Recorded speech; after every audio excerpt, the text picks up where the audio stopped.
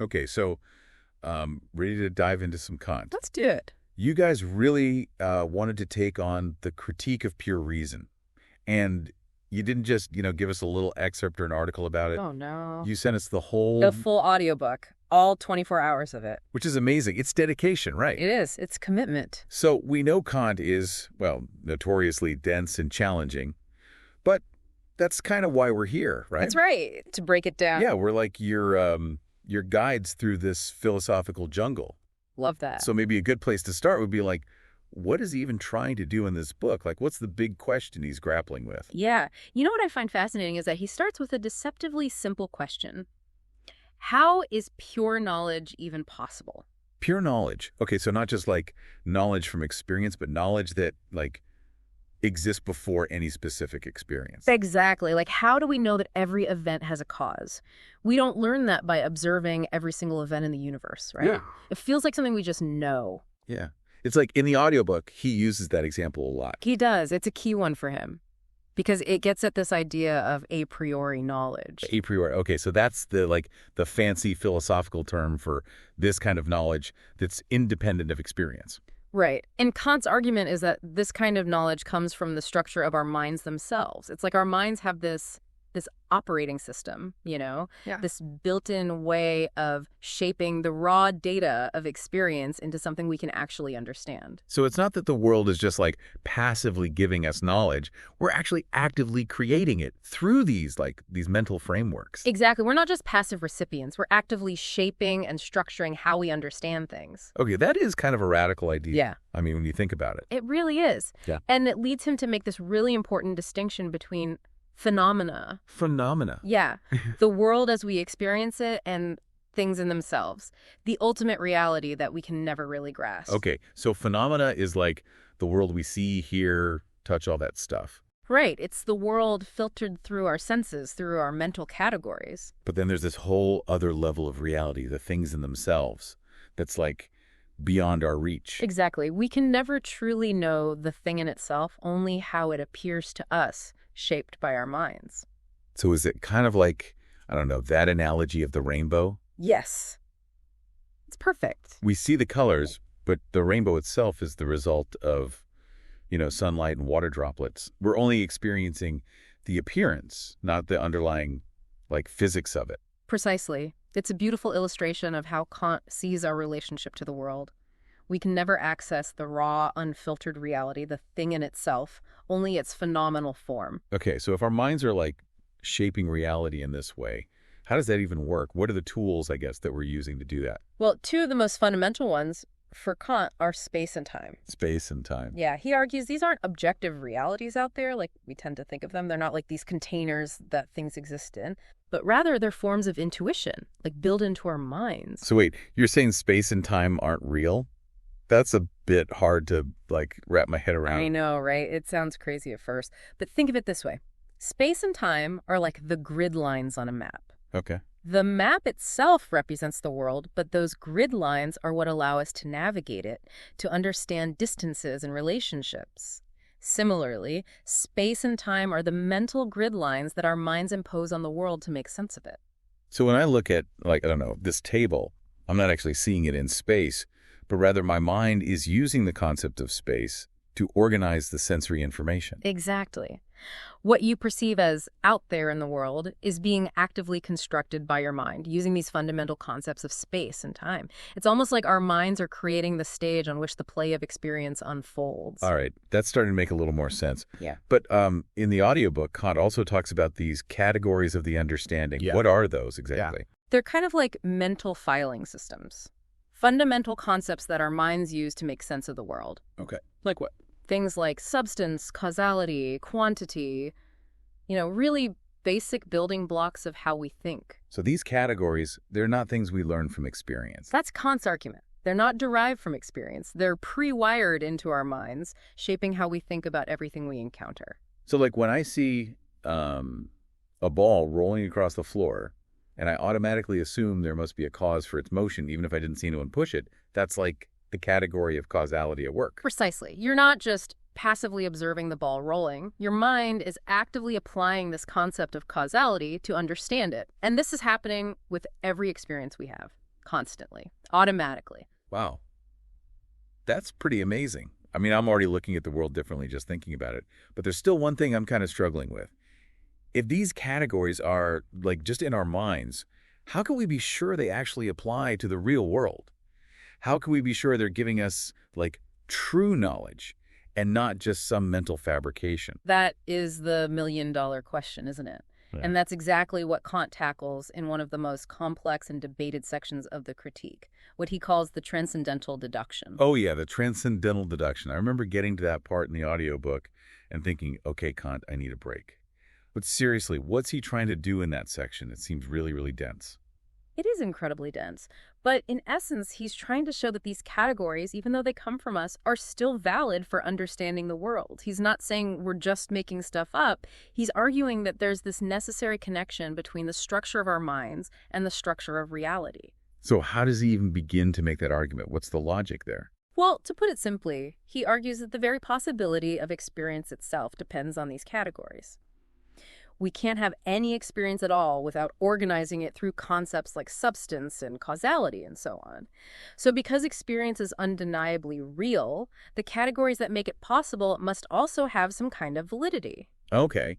So it's kind of like saying, if I can see the world, and seeing requires eyes, then eyes must be a valid tool for understanding the world. Exactly. There's this inherent connection between how our minds are structured and how reality itself is structured. Okay, I see where he's going with this. Mm-hmm. But then how does he account for the fact that, our experiences can be subjective, even if the categories are, like, universal? That's where things get even more interesting. And that leads us to another key Kantian concept, the schematism.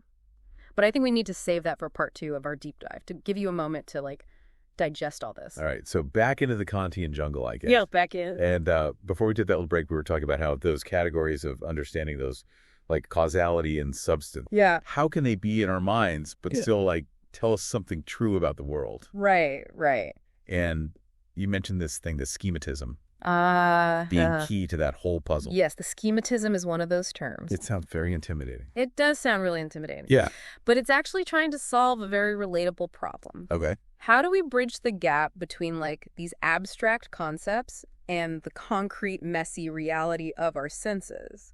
Yeah, I get the concept of, a dog. Right. But every dog I meet is different. Yeah, every dog is totally unique. So how does my mind, take this abstract concept and apply it to, the real furry barking things in front of it? Exactly. And if you listen to that whole audiobook, you've probably noticed how much Kant relies on, analogies and examples. Yeah, he loves it. He's constantly trying to, bridge those abstract categories to concrete instances. Right.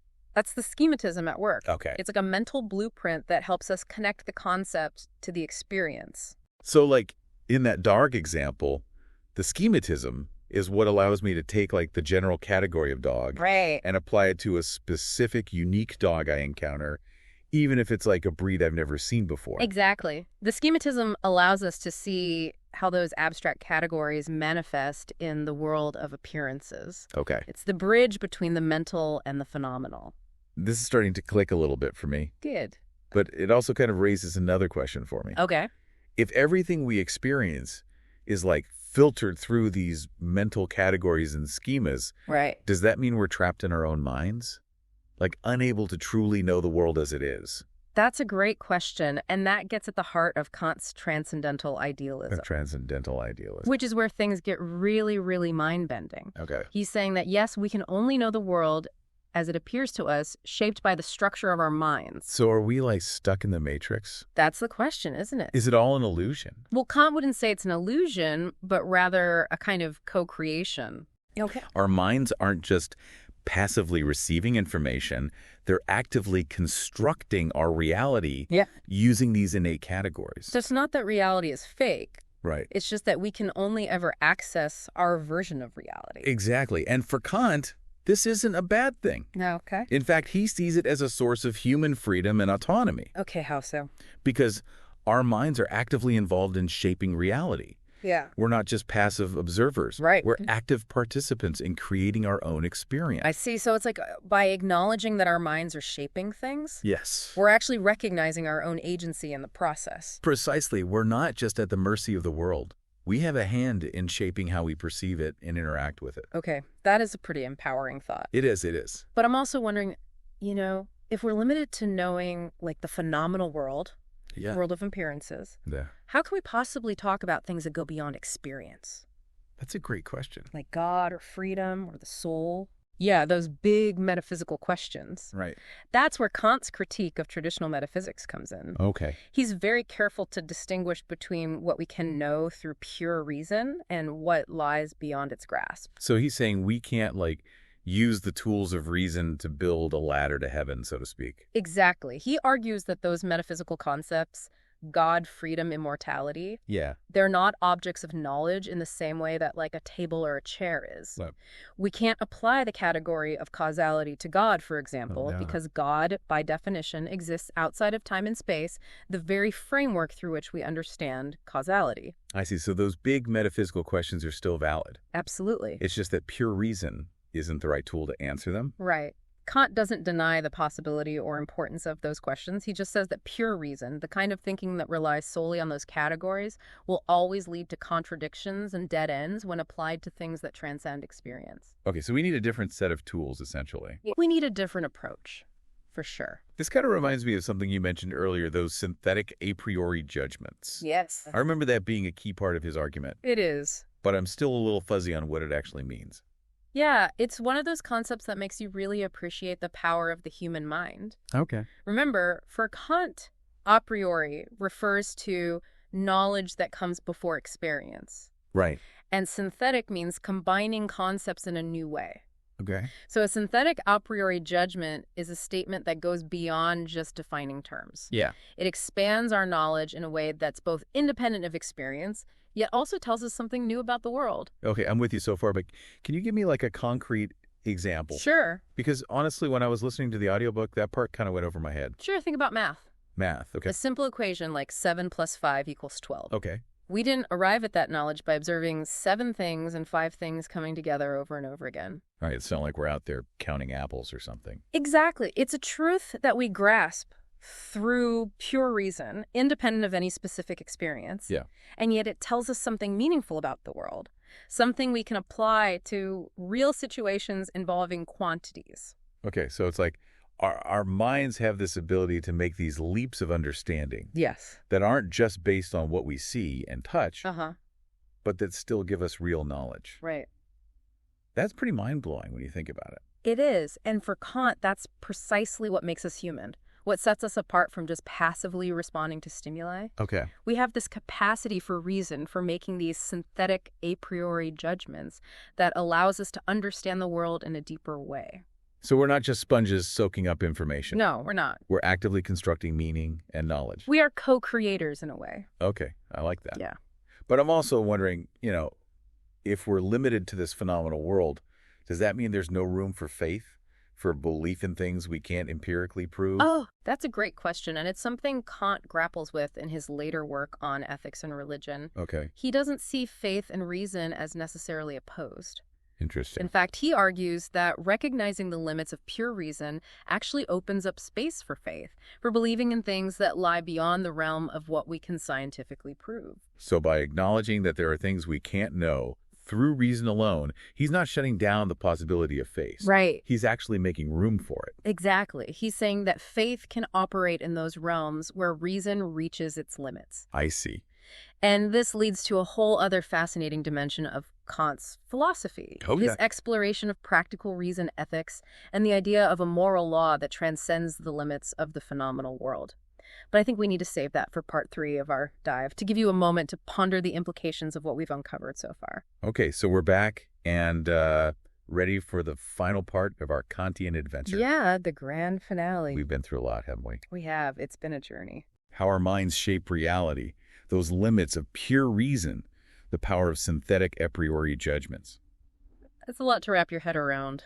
It really is, but before the break, you mentioned that Kant doesn't just leave us in this world of appearances. Right. He also opens up another dimension. Yes. Through his ideas about practical reason and ethics. Exactly. You see, for Kant, He recognized that while pure reason might be limited when it comes to like metaphysical questions, like those big questions about reality, there's another kind of reason, what he calls practical reason, that governs our actions and our moral choices. Okay. And for Kant, this realm of ethics is where we can find a different kind of certainty, a certainty grounded not in sensory experience, but in the very structure of our moral being.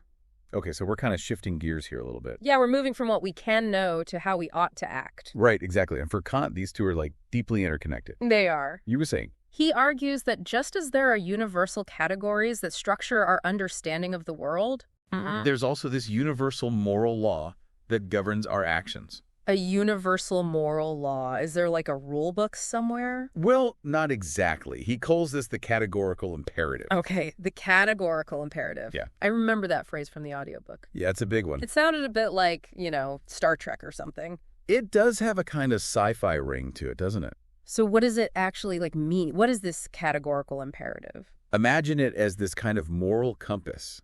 Okay. That's built into every rational being. Yeah. It's not like a set of specific rules like don't steal or don't lie. Okay. But rather like a fundamental principle that we can use to determine the rightness or wrongness of any action. I see. And Kant gives us a few different formulations of this categorical imperative. Oh, there's more than one. There are, yeah. But one of the most famous is this act, only according to that maxim, whereby you can at the same time will learn that it should become a universal law. Whoa, that's a lot. Can you break that down for me a little bit? Of course, essentially it means asking yourself, could I rationally will that everyone in the world should act the way I'm about to act? Like, if everyone did this, would it be okay? Exactly. If the answer is no, then the action is morally wrong. Okay. So, for example, if you're considering lying to get out of a difficult situation, A classic example. you have to ask yourself, could I will that everyone should lie whenever it's convenient? Yeah, because then no one would trust anyone. Exactly. And if the answer is no, because a world where everyone lies would be chaotic and untrustworthy, then you know that lying is wrong, even if you think you can get away with it in this particular instance. Okay. So it's not about, like, the consequences of my actions. Not just the consequences, no. It's about, like, the principle behind them. It's about the principle, exactly. So is it about whether the principle itself could be universalized? Yes. Without creating contradictions? Precisely. It's about acting out of a sense of duty to this universal moral law. Okay. Rather than out of self-interest or because you think you can get away with something. This is really making me rethink my whole approach to decision-making. It's powerful stuff, isn't it? It is so. For Kant, this ability to act according to a moral law, even when it goes against our inclinations or desires, that's what makes us truly free. That's his argument. It's what distinguishes us from animals who are driven purely by instinct. Okay, that's a really interesting idea. So true freedom isn't about, like, doing whatever we want. No. It's about acting in accordance with this higher moral principle. Precisely. It's about choosing to align ourselves with this universal moral law, even when it's difficult or inconvenient.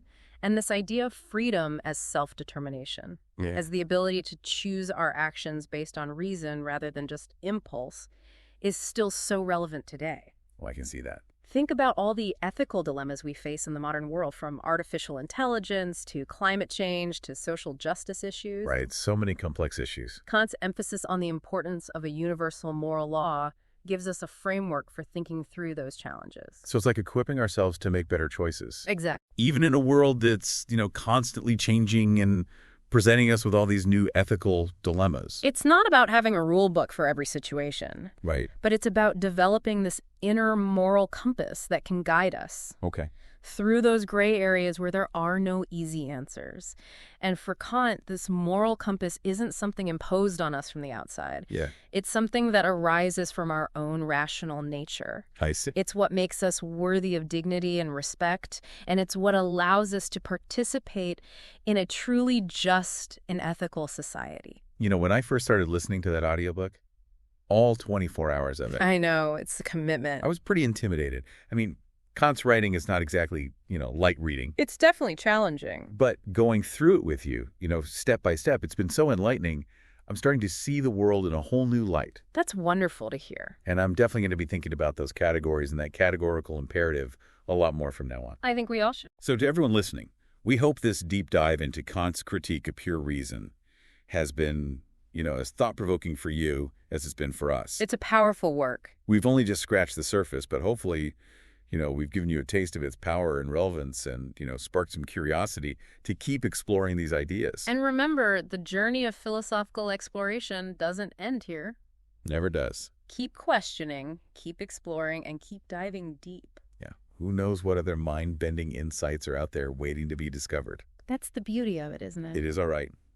Until next time, keep those Kantian categories firing.